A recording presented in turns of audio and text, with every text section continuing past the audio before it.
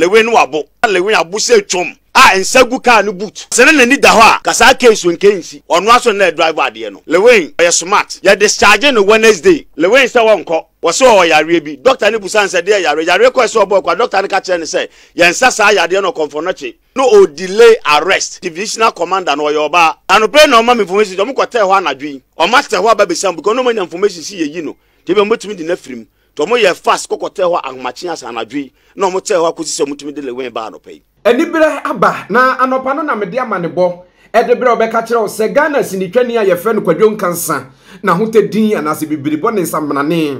efre no Lil Win eyaso ye ba ko e wo Ghana Police Service mu a ye fre Motor Traffic and Transport Department MTTD e wo Manhyia Divisional Police Command akwakota bili ye nuayi afri eye Konfanochi Teaching Hospital na na nopa na na yi Kwadwo Nkansah na se discharge no na ne yesi na police for no maternity enura anadwena because omunyanti yese ibeyi no enanopa nti enura anadwena na chese omatena ma enanopa yi na se credit na police car esi ho twena na yakwakwache no na ebra ye che na omandile kromo de ne ko police station ho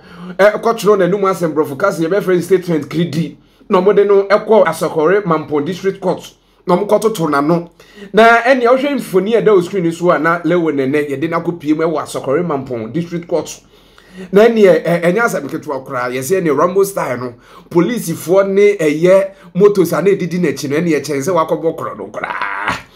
na ene ye de ni court room wa na se debo ho no ana judge otena dwam e kire se ye husa ho dodo ni ye husa ho mfa wonti we ne Nkasa nche kra na eho ana court no e de 50,000 Ghana cedi ehwe na ni achi se ene ni bill a ye de ama Kwadwo Nkansah with 2 sureties e de Nkansah charges mienu ehwe na ni achi na charges ba ko e ye se dangerous driving ana negligently eye causing harm eye brofokasa ene Nkansah na se charges ye dia ahwe Kwadwo Nkansah ni achi na ni nyina no akwakoye na no da Kwadwo Nkansah de ka akonya accident me no nam so akola ba akosu kono ma ofiri mu fi ya na so hwe ne nkwa ye frɛ no Richard Tewia no wadi mfinhia miensa busuafo so munye mu David bo mu de hye ba na brandze yi amana hwe ne nkwa sa ene court no ama Kwadwo Nkansah bill a mpanifo kire mu se nyame yadoma 27 June 2024 ye besan atena asem iso na adwebrew atumi ede aba ne hu se ne asem no so no ye beka no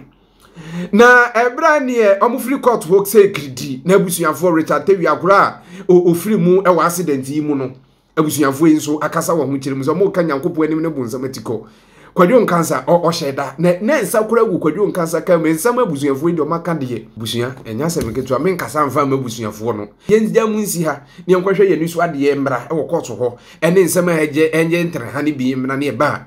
yato aso before I be video no ento aso e de Abanmekanfo Caristic Company Limited in reference Zamisha ana zaraje kasuso de amount say infection bacteria bi abaji nipendua na akenta nsuo oba edum fichi kwachi wayase tumi eka moja ejese eflo ewo nsebum emma batotota penifo chirim se ni nyina kora betumi abegya fibroid yade kwaji penifo ndro bi infertility osa oba entrauma enka white emma enka ma wase nyesa kora na onye guy sizi wa himfio na bibie ntumi nwie pe yo low sperm count wadro ene za amesha ne zaraje kasus oba bi nso wa ha oni atenka wo betwetwe na atenka wa chiri kwaji penifo ndro bi na bema fo aso fe me se zama capsules yesisi yade duro any sexual weakness bema bi wo hode bo anitim kenya ode ne yede ne kantima wo mu juwa bi wa mini gay odi ne bedum pe oh na je zo ye 10 minutes funny face ni anu da bi before se kwaje zama capsules bi be sisi yade any sexual weakness awaduro eno no na hindi heba me chanso be malaria fever typhoid diabetes amfere wase kekabi kire wase ma yade nka wanto ho na duro yi FDA ahwe made atum se eye open duro to a ukofumase heba stores ansa be kampanifo ndo yenya munsi ha ne yenkwahwe de ekoso emra information yenya because the wonya accident ye hwe na ne ba firi mu na chiri ba Nkasa eye nurse ni ewo emergency wo one issue ni se odi kan friend no man call anwam clinic ntum ko to nurse ni kura ho according to information ko enya firi ko na Lil Win abuse twom ensagu car no boot because ene ni da ho a kasa case nkensi ene dia menti you afena mi break am out say na mu breaking news ene dia menti won say ene dia nkan dia menti dia menkan so mo de na crepe ye adwuma emergency one ma Lil Win wabo onu aso na driver ade no car no enti dano okobo show me hwe ne life ade achen yesusu the same thing tema nurse ni na eye Jake Nwiano ne boss nkote Dr. Cross sign ye e ma Lil Win kura pie Nkansah na ma meda ho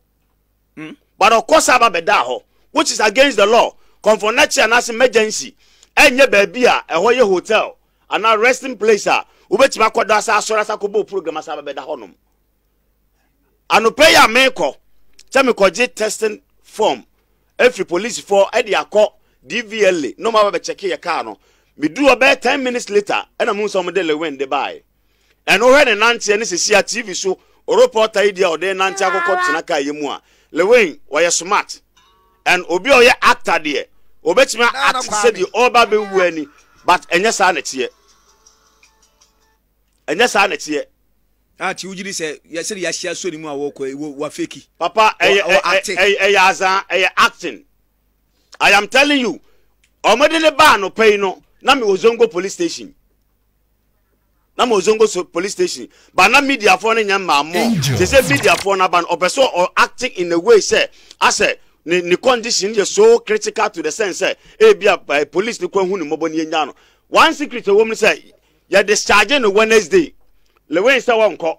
doctor ni busa ne sa dan a wo so o yare bi doctor ni busa say dey yare ko so obo kwa doctor ni ka kire ni say ya nsa sa yare no confirmation nti wanko na me hu say it was no delay arrest and say no na ye sa discharge no na nyame so nhira Zongo police station divisional command no yo ba Chano pray no ma me information do mko tell ho anadwi including City TV o master ho aba besam because no man information si ye no te be motumi di na firim to mo ye fast kokko tell ho ahmachi asa anadwi no mo tell ho akosi se motumi de Lil Win ba no pay ko wo firim akwan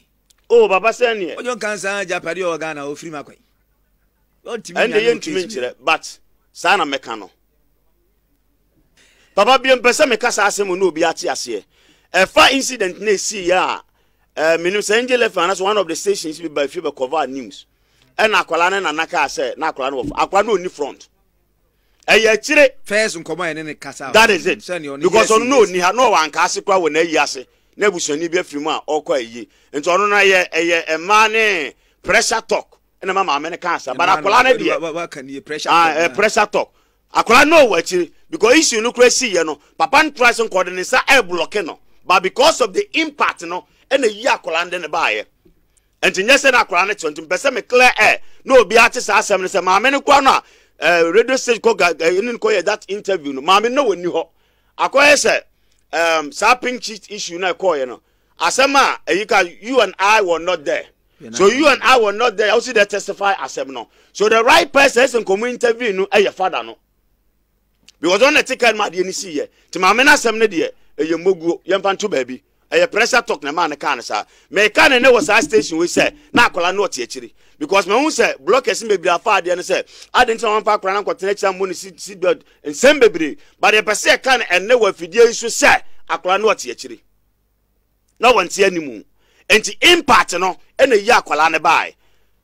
ye ko one man ne commander ne din ko asma commander ne can say even highway accident omo cover kwan impact no enu ye die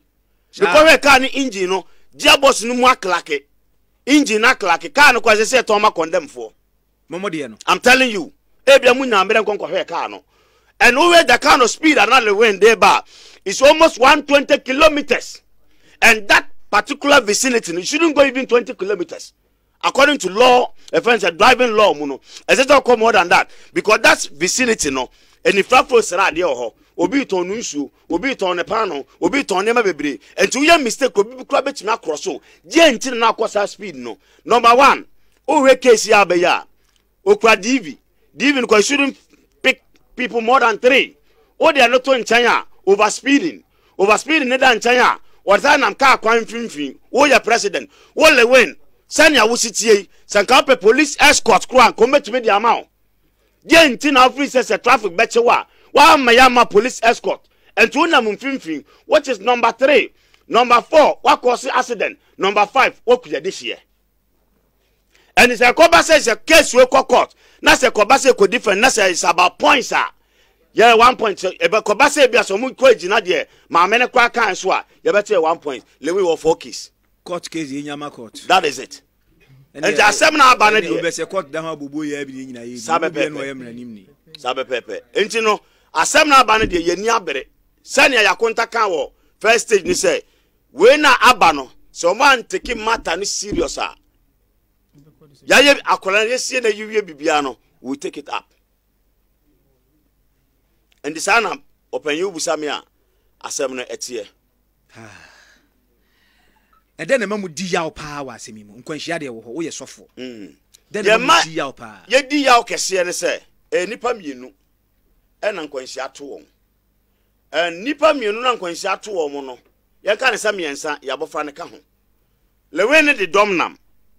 but incident ni si ye no omunyina roshe e wo lewe ho na on rescue no na o me de ne koy ye problem aye yaw kese ye di ne say so nkote na mo se roshe lewe koy ye no so mo fa ye ba no at that particular moment a ketumi se bu abofra no dodo na nso se sana na ebeye sanse dodo na ni di nachi na akoda no so obia nso kura ni amma ho so akoda no teke panyin nko no muhuni papa sebi o man fa ka na modern eye ka no mu di bomu se ye dan mu dia a different case mo ka se bia na nipa wadan na dan bugu o mo so ya hu wo de ka na de bo bi kam papa de man ye serious ne se 4x4 wheel drive salum can to move overturn car no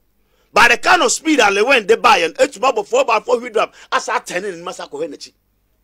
A check the kind of speed and no deba. Lewe wa bro mraso. Bibia nya ya say Jordan ya call. Zongo police station ya go control ya no asem no. Ya go to say and road PRO say wan. Ya friend so chiame. Akwa bia we jani ti so free se nije na ba yenim. We twa ne ti ase. And we jani ku ha. Approach your Zongo police station on nesa ba mochwa. Wa cover 50 million. 500 million 5,000 Ghana cedis 1 million maku 50 100 cedis maku 50 sabe ojuan na de ka ne bo no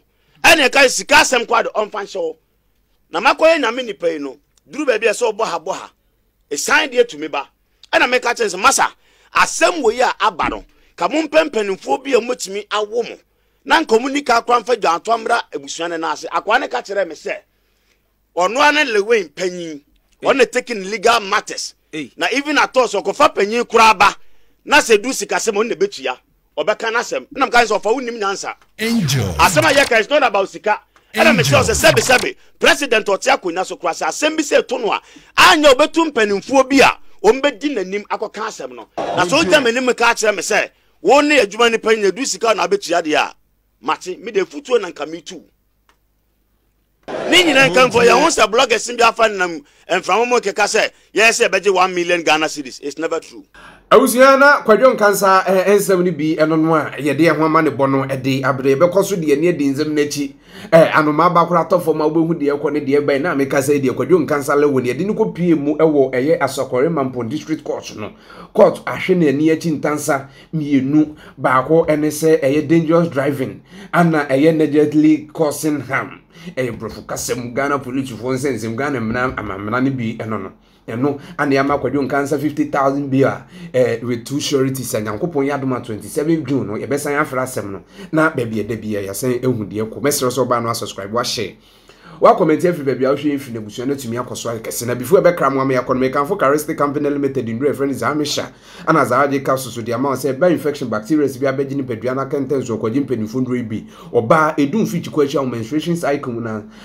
moja chese flu won se bu mu na ma kwaji mpanifo ndro bi prostate problems so baby wa ha woni atenka no wachira wadru ene Zamisha ne zaje capsules zaman capsules ye memedru zaman capsules ye memedru se be ma de bo ani tim keja na sensensu na kwaji mpanimfo ndro bi sisi ade ne sexual weakness die wadru eno hindi eba me she eba malaria fever typhoid diabetes or blood pressure no kosura wadru ni hindi eba me she droi fd ahwema dia tum se eye open dro to akofoma se herbal stores and sabeke mpanimfo ndro bi nyame eyadoma da se ne ebi die hye mu akra